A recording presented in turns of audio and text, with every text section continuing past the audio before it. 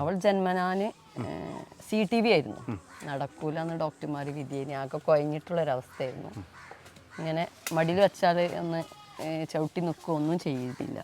ആകെ കുഴഞ്ഞൊരവസ്ഥയായിരുന്നു. ഒരു കാല് ശേഷിയില്ല അങ്ങനെയൊക്കെ അവർ പറഞ്ഞു. പക്ഷേ അപ്പോൾ ഇതാണ് സിസ്റ്റർ അല്ലേ? വേറെന്ത് ചെയ്യുന്നു? ഇപ്പം ഏതിനാ പഠിക്കണേ? ഡിഗ്രി കഴിഞ്ഞു. ഒരുപാട് കഴിവുണ്ടെന്നാണ് പറഞ്ഞത്. അപ്പോൾ ഏറ്റവും വലിയ സങ്കടം കുട്ടികളിങ്ങനെ ആവശ്യമില്ല നോക്കുമ്പോൾ ഒരു സങ്കടം. ഇപ്പം ഞാൻ അങ്ങനത്തെ നോക്കില്ല. ഇപ്പം നോക്കുന്നവർ നോക്കത്തെ എനിക്ക് നടക്കണം.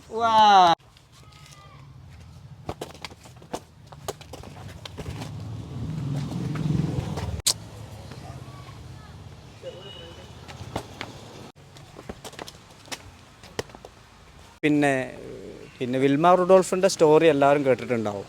കാരണം ഡോക്ടർ പറയുന്നു, റുഡോൾഫിൻ്റെ അമ്മയോട് പറയുന്നു, ഈ കുട്ടി ഒരിക്കലും നടക്കില്ല, ഒരിക്കലും നടക്കില്ല, ഇത് വീൽ ചെയറിൽ ഇരിക്കേണ്ട കുട്ടിയാണെന്നുള്ളത്. പക്ഷേ ആ റുഡോൾഫിൻ്റെ മദറിൻ്റെ നിശ്ചയദാർഢ്യം ഉണ്ടല്ലോ, അതൊക്കെ മോട്ടിവേഷൻ ക്ലാസ്സിൽ നിങ്ങളും ഞാനൊക്കെ ഒരുപാട് ആ നിശ്ചയദാർഢ്യം കൊണ്ട് ഇന്ന് റുഡോൾഫ് ചെയ്യാത്ത സംഗതിയില്ല.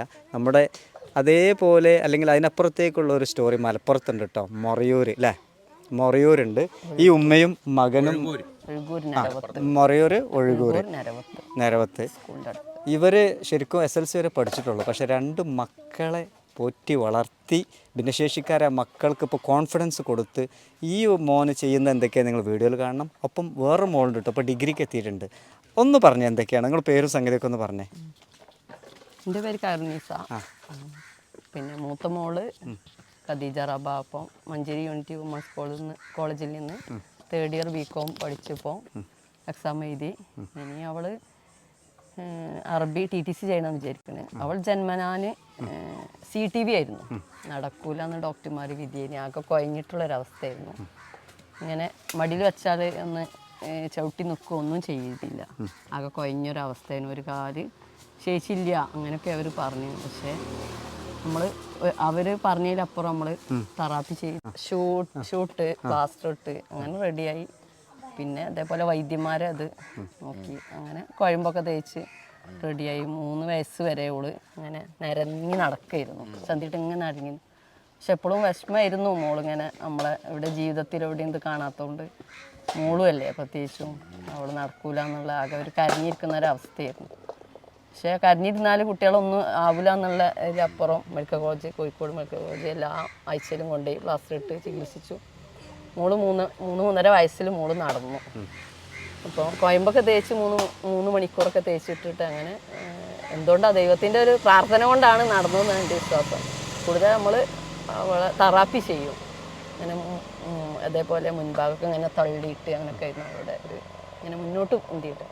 അപ്പോൾ ഡോക്ടേഴ്സ് പറഞ്ഞു തന്ന തെറാപ്പി ചെയ്ത് ഇപ്പോൾ അങ്ങനെ ഒരു കുട്ടിയാണെന്ന് കണ്ടാൽ മനസ്സിലാവും. മോള് പിന്നെ മോളൊരു 3.5 വയസ്സായപ്പോൾ നടക്കാൻ തുടങ്ങി. പിന്നെ ഇപ്പോൾ അൽഹംദുലില്ലാ അപ്പോൾ ഡോക്ടേഴ്സ് എന്താ പറഞ്ഞിരുന്നത്? നടക്കൂല, ഒരിക്കലും നടക്കൂല. നിങ്ങൾ എന്താ ചെയ്തത്? ഞങ്ങൾ പ്ലാസ്റ്റർ ഇട്ട് പിന്നെ ഷൂട്ട് നമ്മൾ തെറാപ്പി ചെയ്ത് നമ്മൾ തന്നെ സ്വയം വീട്ടിൽ നിന്ന് ഒരു പറഞ്ഞ പോലെ തെറാപ്പി ചെയ്ത് പിന്നെ കുഴമ്പൊക്കെ തേച്ചിട്ടുണ്ട് അങ്ങനെ ഒയ്യും. ഒരു തെറാപ്പി പോലെ തന്നെ ഒരു 3 മണിക്കൂർ നേരം കുട്ടീനെ അങ്ങനെ തന്നെ കുട്ടീനെ ഡിഗ്രിക്ക് വരെ എത്തിച്ചു. ഒരു ഉമ്മ മാത്രമല്ല, ഒരു തെറാപ്പിസ്റ്റ് ആണ്, ഒരു മോട്ടിവേറ്റർ ആണ്. പക്ഷെ മോളങ്ങനെ നടന്നുകൊണ്ട് 8 വയസ്സാകുമ്പോൾ മോനെ പ്രസവിച്ചു നോക്കുമ്പോൾ CTV ആൻഡ് ആർത്തോ ഡ്രൈവേഴ്സ് മൾട്ടിഫിക്കേഷൻ അല്ല മസിൽ ചുരുങ്ങിയിട്ടുള്ളത്. അപ്പോൾ ആകെ വിഷമിച്ചു. മോനെ കയ്യിനും വന്ന് കാലിന് മാത്രമല്ലോ കയ്യിനും ഉണ്ടല്ലോ ആകെ വിഷമിച്ചു. പക്ഷേ വിഷമം പിന്നെ ചിലപ്പോൾ ആപ്പിലേക്ക് ഇതാവും ചോദിച്ച് മെഡിക്കൽ കോളേജ് ചികിത്സിച്ചു. ആഴ്ചയിൽ 3 തവണ കൊണ്ടുപോകും. ഫിസിക്കൽ PMR കയറി അതിന് സ്പ്ലിൻറ്റുകൾ വെച്ച് കിട്ടും. കാലിൻ്റെ അടിക്ക് പ്ലാസ്റ്റർ കിട്ടും. അങ്ങനെ കയ്യിനും കാലിനും സ്പ്ലിൻറ്റുകളായിരുന്നു. അങ്ങനെ കൈയൊക്കെ അങ്ങനെ ഒട്ടിയിട്ടായിരുന്നു. വിരലുകൾ എല്ലാ ജോയിൻറ്റ് ഒട്ടിയിട്ടായിരുന്നു. ആകെ 2 മുട്ടും കൈയും കാലും വിരലുകളൊക്കെ ഒട്ടിയിട്ടായിരുന്നു. പ്ലാസ്റ്റർ ഇട്ട് ഷൂട്ട് സ്പ്ലിൻറ്റുകളിട്ട് ഇതേപോലെ തെറാപ്പി ചെയ്ത് എന്തില്ല കുറേ റെഡിയായി. 5 വയസ്സ് വരെ അങ്ങനെ ആ ഒരു ട്രീറ്റ്മെൻറ്റിൽ പോയി. അതിൽ സങ്കടം നിലക്ക് 2 വയസ്സാകുമ്പോൾ നെഫ്രോട്ടിക്കിൻ്റെ അസുഖം വന്നു. അതിലാകെ പറ്റ ടയർഡായി പോയി ഓനും ഞങ്ങളും. പക്ഷേ നടക്കൂല, ഇപ്പോൾ നടക്കാൻ കഴിയാത്ത കുട്ടിയിൽ ഒരു വിഷമില്ലോ, നടന്നോളും, മോള് നടന്നല്ലോ. പക്ഷെ കിഡ്നീൻ്റെ അസുഖം വന്നപ്പോൾ ആകെ പറ്റ ഒരു ഭക്ഷണം കൊടുക്കാൻ കഴിയാതായപ്പോൾ ആകെ പാലുൽപ്പന്നം പൊരിച്ച് വറുത്തത് എണ്ണ പലഹാരങ്ങൾ ചിക്കനോ ബിരിയാണി ഒന്നും കൊടുക്കാൻ പറ്റൂല. അതിലാകെ പറ്റ ടയർഡായി പോയി. നടക്കാൻ കഴിയത്തിൽ ഒരു വിഷമില്ല, നടന്നോളൂ പഠിച്ചു. അങ്ങനെ മോള് നടന്നോളൂ. പക്ഷെ തിന്നാൻ കൊടുക്കാത്ത വന്നപ്പോൾ ആകെ ക്ഷീണിച്ചു, ആകെ വിഷമിച്ചു. പക്ഷേ മനസ്സും തകർന്നു, ശരീരമൊക്കെ തകർന്നു. അപ്പോഴും ഇവൻ്റെ ഉപ്പനെയാണ് ഇങ്ങോട്ട് പറഞ്ഞത്, ഇതിനേക്കാളും കഷ്ടപ്പാടുള്ളവരില്ല, ഇങ്ങനെ വിഷമിച്ചിരിക്കണം എന്തിനാ, ബുദ്ധി ഇല്ലാത്തവരില്ല, ബുദ്ധി ഉണ്ടല്ലോ അങ്ങനെയൊക്കെ പറയും. എന്നാലും എനിക്ക് വിഷമം തന്നെയാണ്. ഇവനെ ആ കിഡ്നിൻ്റെ രോഗം ഒന്നും തിന്നാൻ കൊടുക്കാൻ കഴിയും. പക്ഷെ കുട്ടി പറയും ചെയ്യും, എനിക്ക് മാത്രമുള്ളൂ വെച്ച് സ്കൂളിൽ പോയാലും ഇങ്ങനെ ഒരു രോഗം. 2 വയസ്സിലും അതെ 2ാം ക്ലാസ്സിലെത്തുമ്പോൾ ഒക്കെ കുട്ടികൾക്കൊക്കെ ചിക്കൻ കറി കൊടുക്കുമ്പോൾ അപ്പോൾ എനിക്ക് മാത്രമുള്ളൂ ഇങ്ങനത്തെ രോഗം. അതങ്ങനെയൊന്നുമല്ല. അപ്പോൾ ഒന്നൊക്കെ ഇപ്പോൾ പുറത്തുകൊണ്ടുപോയി സാറുമാർ അറബിയൊക്കെ പഠിപ്പിച്ചു. അപ്പോൾ എനിക്ക് നടക്കാൻ പറ്റാത്തതുകൊണ്ടല്ലേ പിന്നങ്ങനെ സാറുമാരൊന്നും കൊണ്ടുപോകാത്തത്. അപ്പം ഞാൻ ഈ കരയണ്ട, എനിക്ക് മൂത്ത ക്ലാസ്സിൽ 5ൽ 6ലെത്തുമ്പോൾ എന്നെ തുള്ളിയിട്ട് നടക്കുന്ന കുട്ടികൾ വരും. അപ്പം ഈ വിഷമിച്ചിരിക്കേണ്ട, സാരില്ല, സാറിനെ അറിയാത്തതുകൊണ്ടാവും, പ്രായം ചെന്നതുകൊണ്ടല്ലേ.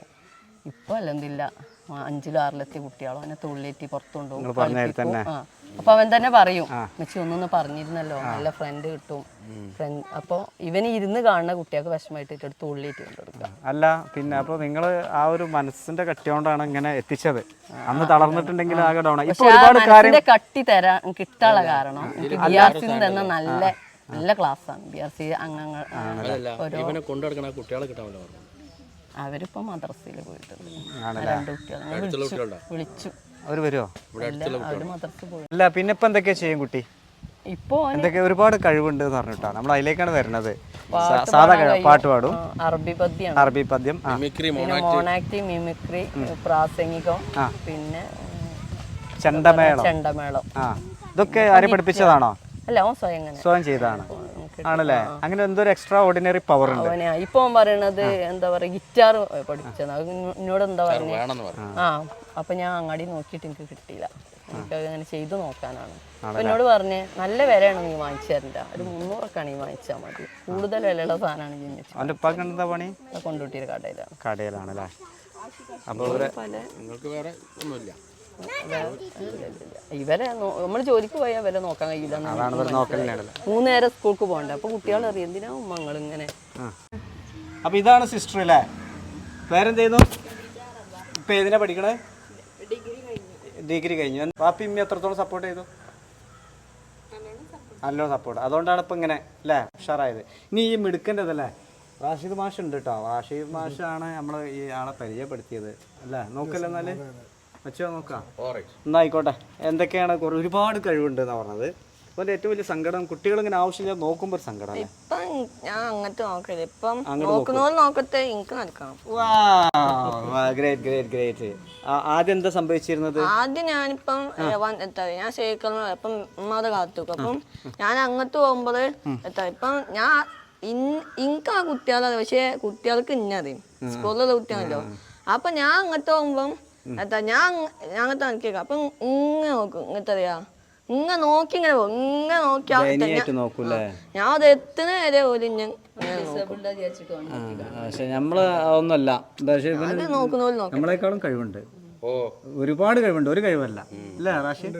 ഓനെ 1, 2, 3 ബെഞ്ചുമെന്ന് ഇറങ്ങൂലായിരുന്നു. കുട്ടികൾ കാണുന്നു. പേരെന്താ പറഞ്ഞേ? മുഹമ്മദ് റായിഫ്. റായിഫ് അല്ലേ? ഓക്കെ. എന്താ ആദ്യം ഒരു പിന്നെ നമുക്കൊരു മിമിക്രി മോണോക്ട വേണ്ടത്. സ്പെഷ്യൽ എന്താ? ഒരു മിമിക്രി എടുത്തേ. ആദ്യം ഞാൻ ചെയ്യാൻ പോകുന്നത് ട്രെയിനിന്റെ ശബ്ദമാണ്.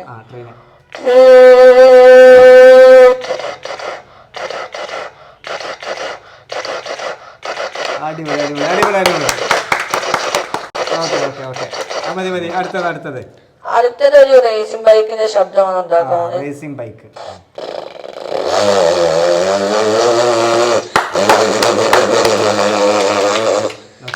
പിന്നെ ഞാനൊരു ടൈഗറിന്റെ ശബ്ദമാണ് ഉണ്ടാക്കാൻ പോകുന്നത്. ടൈഗർ കുറച്ച് ഡിഫിക്കൽട്ട് അല്ലേ? Tiger super. അറബി ഗാനം. شافعا للأمة يا ماهي الذنب شاكرا للخالق النبي شاري الأدب. എന്താ ഇഷ്ടം? മലപ്പുറത്തിന്റെ കളക്ടറോ? അതെന്തുകൊണ്ടാ?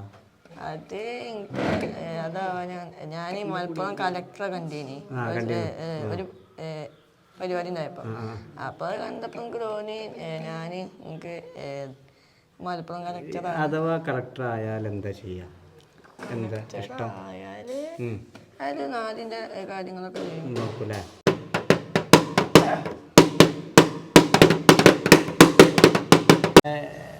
എന്താ വെച്ചോ തോന്നണത്? ഇത് തോന്നണമെന്ന് വെച്ചാൽ നമ്മളെത്ര ദുർബലരാണെന്ന് തോന്നണം ഇപ്പോൾ. എല്ലാ സൗകര്യങ്ങളും ഉണ്ട്, നമ്മളെത്ര ദുർബലരായിട്ട് തോന്നി. പിന്നെ ഇവനെ ഞാൻ നോട്ട് ചെയ്തൊരു സംഗതി എന്താ വെച്ച് കഴിഞ്ഞാൽ, ഇവൻ പ്രതിസന്ധികളെ വന്നാൽ ആ പ്രതിസന്ധികൾ തിരിച്ചറിഞ്ഞ് അതിനനുസരിച്ച് അവരെ ശ്രദ്ധിക്കുന്നവരെ മാറ്റിയല്ല, അതിനനുസരിച്ച് അവൻ മാറിക്കൊടുക്കുകയാണ് ചെയ്യുന്നത്. അവൻ പറഞ്ഞ ഒരു പോയിന്റ് ഞാൻ നോട്ട് ചെയ്തത് അതാണ്. അവർ നോക്കുന്നത്, അവർ ബെഞ്ചിലിരിക്കുന്നത് താഴെ ഇറങ്ങാൻ പ്രയാസമായിരുന്നു എന്നൊക്കെ പറഞ്ഞു. പിന്നീട് ഈ നോക്കുന്നവർ നോക്കിക്കോട്ടെ, ഞാൻ എൻ്റെ ഇതായിട്ട് പോകും എന്ന് പറഞ്ഞ് അവൻ മാറിക്കൊടുക്കുകയാണ്. ഈ നോക്കുന്നവർ ഇനിയിപ്പോൾ അവൻ മനസ്സിലാക്കേണ്ട ഒരു സംഗതി വെച്ചാൽ, നോക്കുന്നവർ പ്രയാസത്തോടു കൂടിയും ബുദ്ധിമുട്ടോടു കൂടിയൊന്നുമല്ല നോക്കുന്നത്. അവർക്ക് ആ നോട്ടത്തിൽ നിന്നോടുള്ള ഒരു കരുണയുണ്ട്, ഒരു കാരുണ്യമുണ്ട്, ഒരു ശ്രദ്ധയുണ്ട്, ഒക്കെ ഉണ്ടാവാം. ഒരു പക്ഷേ നമുക്കറിയില്ല, അവർ പിന്നെ പരിഹാസത്തോടു കൂടി തന്നെ ആയിക്കോളൊന്നുമില്ല നോക്കുന്നത്. ഏതായിരുന്നാലും എൻ്റെ തീരുമാനം ഭയങ്കര സംഭവമാണ്, നല്ല തീരുമാനം. ഏതായാലും ഭയങ്കര മിടുക്കനാണ്. വാർഷിക് മാഷ് വരി. അല്ല ഇവനെ വെച്ചോ, ഇവന് നോട്ട് ചെയ്തൊരു സംഗതി എന്തോ, ഇവൻ നമ്മളോട് സംസാരിക്കുമ്പോൾ ഉറുദു പ്രസംഗം കൊടുത്തു. അപ്പൊ കുറെ കരഞ്ഞി, ഉറുദു അറിയാൻ പുസ്തകം ഇങ്ങനെ എനിക്ക് ഉറുദു എന്നാ എനിക്ക് പ്രസംഗിച്ചാൽ മലയാളം അത്രയും തന്നോളൂ, പക്ഷെ എനിക്ക് പറ്റും പുസ്തകം പറഞ്ഞ് അങ്ങനെ പറ്റിയിലേറെ അവന്റെ അറബിയിലെ അതിന്റെ ആ ഉച്ചാരണത്തിലുള്ള ശുദ്ധി ഉണ്ടല്ലോ, അറബി അത് ഭയങ്കര അത്ഭുതമാണ്. അതിൽ അത്ഭുതം തരോ? ഇതിപ്പോ ഉറുദുവിന് പഠിച്ചിട്ടില്ല, പക്ഷെ ഉറുദുവിന് ഇപ്പൊ നോക്കി നിങ്ങള് മൊറയോ റേഞ്ചിൽ ഫസ്റ്റ് കിട്ടിയാളാ പ്രഭാഷണത്തിന്. മുസാബക്കയിൽ ഫസ്റ്റ് ആണ്. ഉറുദു പഠിച്ചിട്ടില്ല പ്രഭാഷണത്തില്.